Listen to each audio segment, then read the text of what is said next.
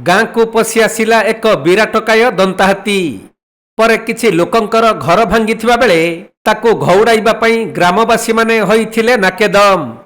पर खबर पाई वन विभागर कर्मचारी माने आसी दंताटी को जंगल आड़को घौड़ाइबा पई चेष्टा करिथिले भी से जम्मा जाई नथिला।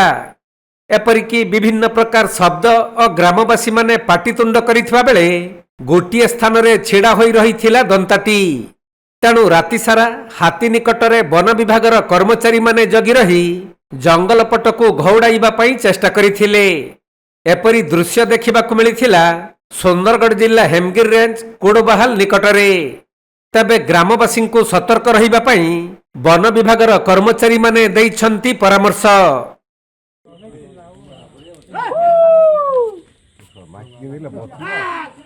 सुंदरगढ़ जिल्लारू चैतन्य पटेलଙ୍କ रिपोर्ट कोणार्क लाइव।